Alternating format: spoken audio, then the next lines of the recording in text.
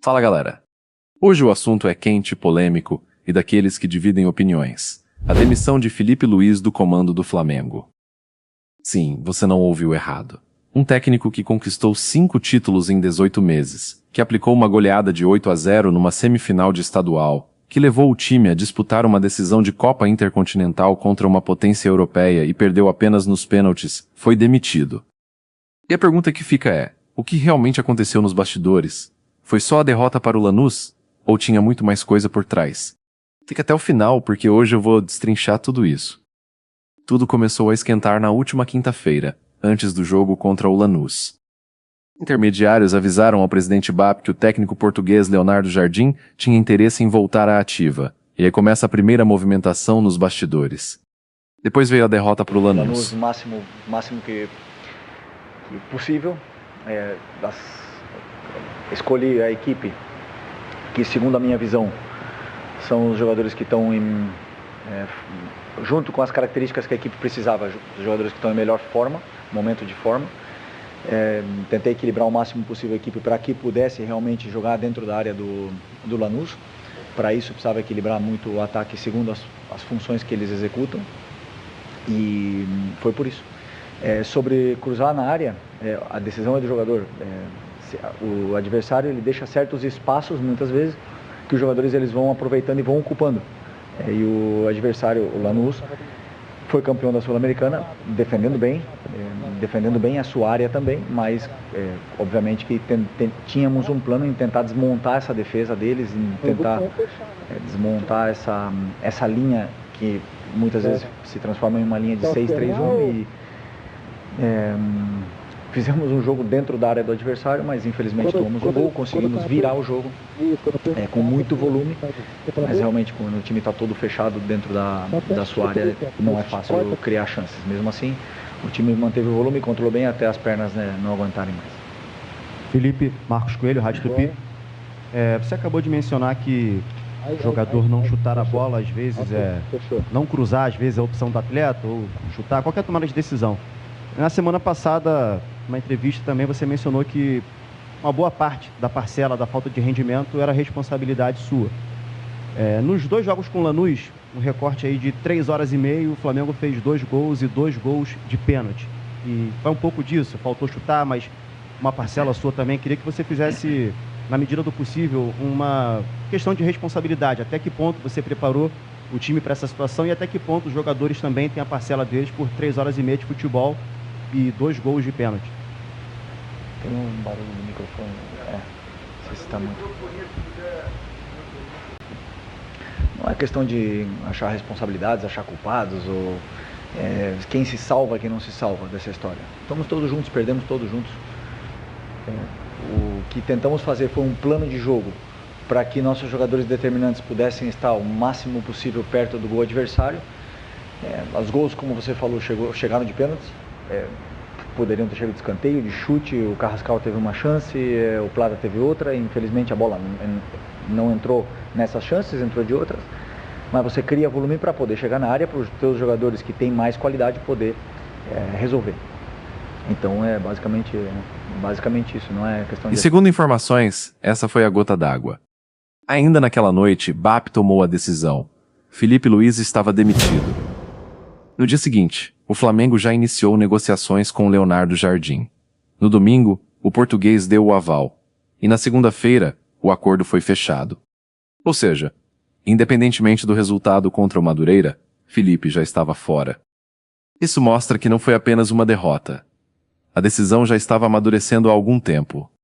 A relação entre Filipe Luís e o presidente BAP já vinha esfriando em 2026. Fala, Mário, querido, tudo bem? Cara, isso aí que está sendo dito aí realmente aconteceu, mas não é a razão principal. Todo mundo tem direito de conversar, de avaliar o que é melhor para si. Eu não tenho dúvida de que isso acontece, enfim, não só com o Felipe, mas com outros caras. A minha visão é o seguinte, Mário, quando você pega um trem errado na vida, sabe o que você tem que fazer? Descer na primeira estação que seja possível e retornar, né? Então, meu compromisso inarredável é com a instituição, é com o Flamengo. Quando eu não acredito que o que está sendo feito vai levar o Flamengo aonde nós desejamos que o Flamengo esteja, eu tenho que atuar.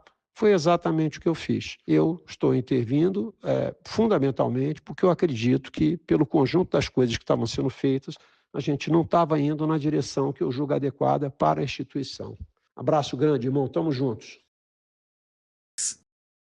Um dos principais pontos de atrito foi a renovação contratual. A forma como o treinador conduziu essa negociação não agradou à diretoria. Mas teve algo ainda mais sério. A decisão de antecipar a volta do grupo principal em janeiro para salvar o Campeonato Carioca. Para Felipe, isso foi uma interferência direta no seu planejamento.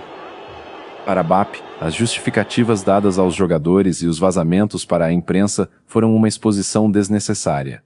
Resultado: choque de egos, desgaste, ruptura de confiança.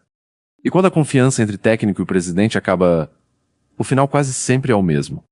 Agora vamos ao ponto que deixa o torcedor inconformado. Estamos falando de um treinador que ganhou 5 títulos em 18 meses. 5. Em um cenário onde muitos técnicos mal conseguem terminar a temporada.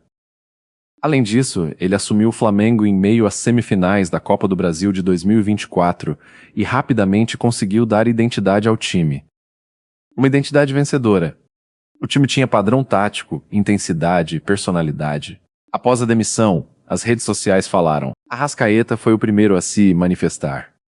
Ele escreveu: "Você sempre vai ser um dos nossos, gratidão infinita. Às vezes você nunca saberá o valor do momento até que se torne uma lembrança." Arrascaeta, um dos jogadores mais próximos de Felipe desde 2019, deixou claro o tamanho da conexão. E quando o elenco demonstra esse tipo de carinho, isso mostra algo importante. O treinador tinha o grupo na mão. Isso não é pouca coisa. Agora vem a pergunta central do vídeo.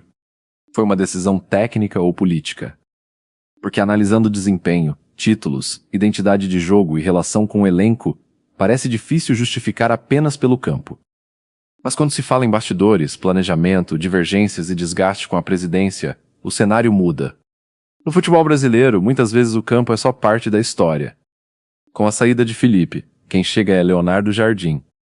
Um técnico experiente, com passagem marcante pelo futebol europeu. A diretoria acredita que ele pode trazer estabilidade e um novo ciclo.